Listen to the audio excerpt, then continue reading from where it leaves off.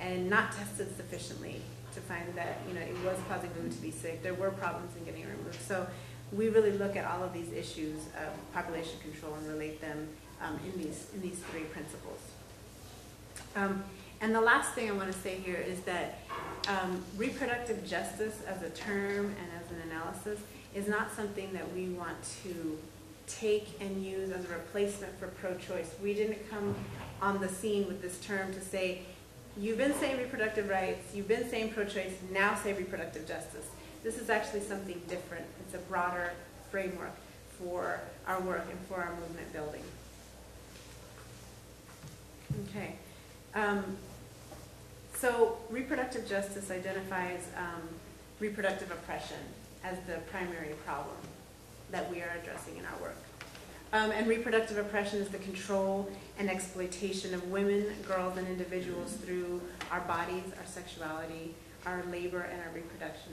And I think here for me, where it first clicked for me when I was learning how to train on reproductive justice was with the word control and looking at the way that communities are controlled.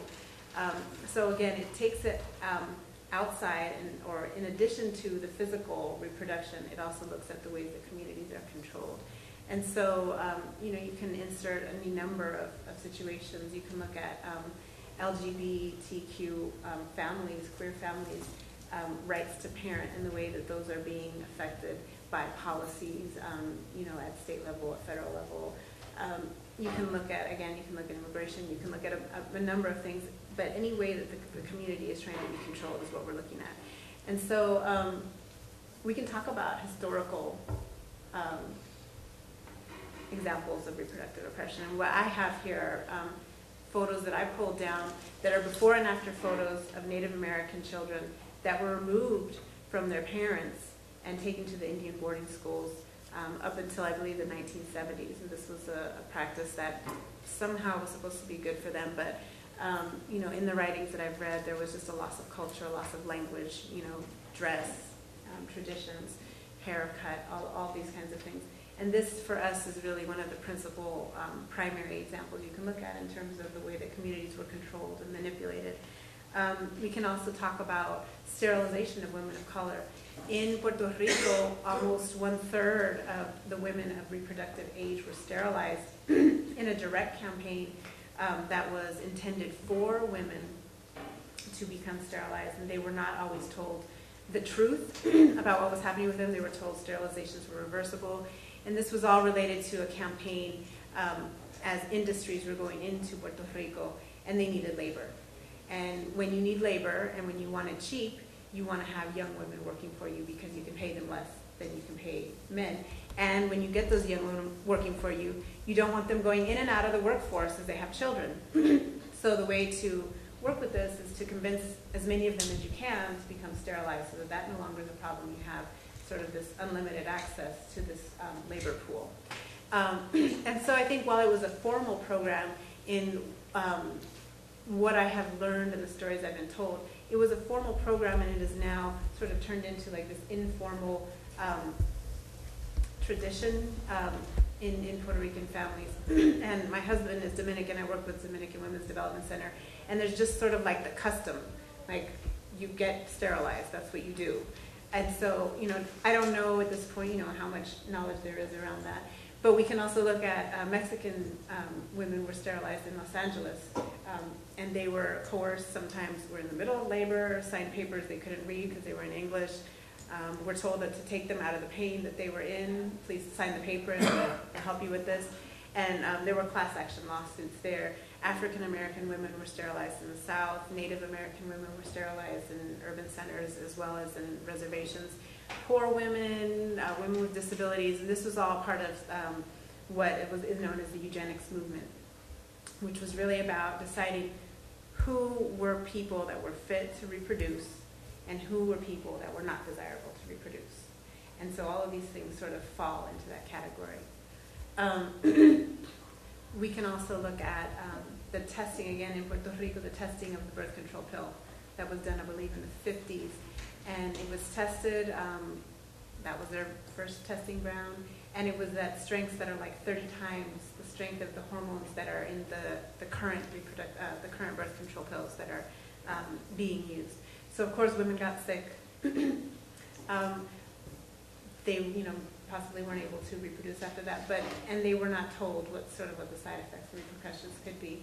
And I think as a Latina in the communities, there's a distrust for me of what I've heard in terms of birth control pills. There is a distrust, and so you wonder, where does that come from? How did that get there? And you hear this, and maybe you don't wonder anymore where it came from. So this is about reproductive oppression, what it looks like today. And I'm just going to share a couple of stories with you. Like I said, we're very much into storytelling at SisterSong. And I was doing some research for a presentation I had to do on mothering and the war against mothers of color, or mothers in communities of color, and came across a couple of different things that I want to share with you. So I'm going to read real quickly from a Ms. magazine article that was called Too Poor to Parent. When a recurrent plumbing problem in an upstairs unit caused raw sewage to seep into her New York City apartment, 22-year-old Lisa called social services for help. She had repeatedly asked her landlord to fix the problem, but he had been unresponsive. And any of you that have lived in New York or big cities know, or anywhere where you've got a landlord, sometimes they're not responsive. Now the smell was unbearable, and Lisa feared for the health and safety of her 2 young children. When the caseworker arrived, she observed that the apartment had no lights. She called social services. When the caseworker arrived, she observed that the apartment had no lights and that food was spoiling in the refrigerator. Lisa explained that she did not have the money to pay her electric bill that month, but would have the money in a few weeks. She asked whether the caseworker could help them get into a family shelter.